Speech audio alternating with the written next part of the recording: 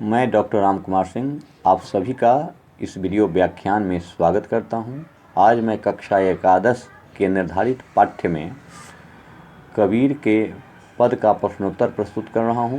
आप सभी एकाग्रता एवं तल्लीनता के साथ सुनेंगे। इस पाठ का पहला प्रश्न है, कबीर की दृष्टि में ईश्वर एक है, इसके समर्थन में उन्होंने क्या क्या तर्क दिए हैं।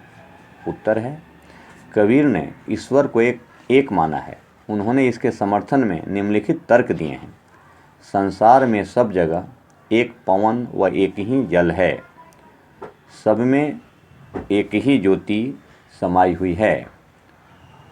अगला, एक ही मिट्टी से सभी बर्तन बनते हैं, एक ही कुम्हार मिट्टी को सानता है। सभी प्राणियों में एक ही ईश्वर विद्यमान है, भले ही प्राणी का रूप कोई भी हो। इस पाठ का दूसरा प्रश्न है, मानव शरीर का निर्माण किन 5 तत्वों से हुआ है। उत्तर है, मानव शरीर का निर्माण निम्नलिखित 5 तत्वों से हुआ है। अग्नि, वायु, पानी, मिट्टी, आकाश। तीसरा प्रश्न है, जैसे बाढ़ी काठ ही काटे, अग्नि न काटे कोई, सब घटी अंतरी, तू ही व्यापक धरे स्वरूपे सोई। इसके आधार पर बताएं कि कबीर की दृष्टि में ईश्वर का क्या स्वरूप है। उत्तर है, कबीर दास ईश्वर के स्वरूप के विषय में अपनी बात उदाहरण से पुष्ट करते हैं। वे कहते हैं कि जिस प्रकार बरहई लकड़ी को काट देता है परंतु उस लकड़ी में समाई हुई अग्नि को नहीं काट पाता, उसी प्रकार मनुष्य के शरीर में ईश्वर व्याप्त है। शरीर नष्ट होने पर आत्मा नष्ट नहीं होती, अगर वह अमर है। आगे वह कहता है कि संसार में अनेक तरह के प्राणी हैं, परंतु सभी के हृदय में ईश्वर समाया हुआ है और वह एक ही है। दूसरे शब्दों में कहा जा सकता है कि ईश्वर एक है, वह सर्वव्यापक तथा अजर अमर है। वह सभी के हृदयों में आत्मा के रूप में व्याप्त है। अगला प्रश्न, कबीर ने अपने को दीवाना क्यों कहा है।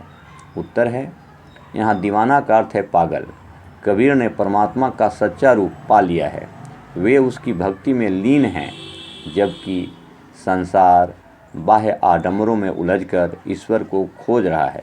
अतः कबीर की भक्ति आम विचारधारा से अलग है, इसलिए वह स्वयं को दीवाना कहता है। अगला प्रश्न, कबीर ने ऐसा क्यों कहा कि संसार बौरा गया है। उत्तर है, कबीर दास कहते हैं कि यह संसार बौरा गया है क्योंकि जो व्यक्ति सच बोलता है उसे यह मारने को दौड़ता है, उसे सच पर विश्वास नहीं है। कबीर दास मूर्ति पूजा, तीर्थ यात्रा, टोपी पहनना, माला पहनना, तिलक, ध्यान लगाना, मंत्र देना आदि तौर तरीकों को गलत बताते हैं। वे राम रहीम की श्रेष्ठता के नाम पर लड़ने वालों को गलत मानते हैं, क्योंकि कबीर की दृष्टि में ईश्वर एक है, वह सहज भक्ति से प्राप्त हो सकता है। इन बातों को सुनकर समाज उनकी निंदा करता है तथा पाखंडियों की झूठी बातों पर विश्वास करता है। अतः कबीर को लगता है कि संसार पागल हो गया है।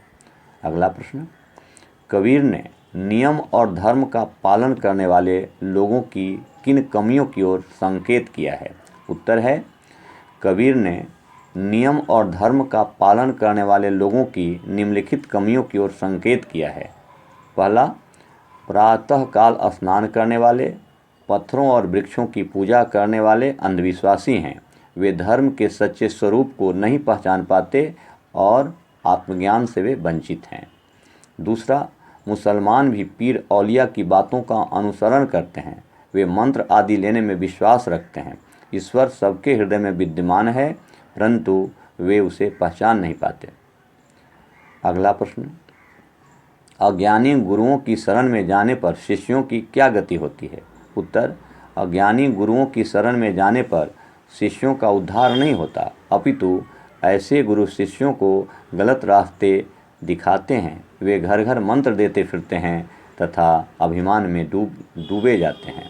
अभिमान के कारण ये ईश्वर को प्राप्त नहीं कर पाते और दोनों का अंत बुरा होता है।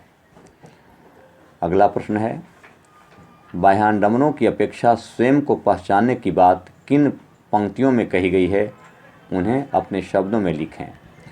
तो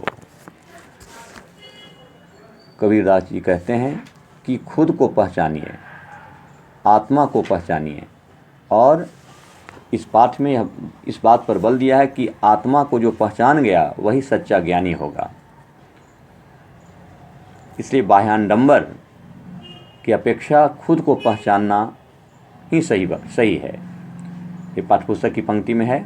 तो इस पाठ का शेष बचा हुआ प्रश्न मैं अगली कक्षा में बताऊंगा। धन्यवाद।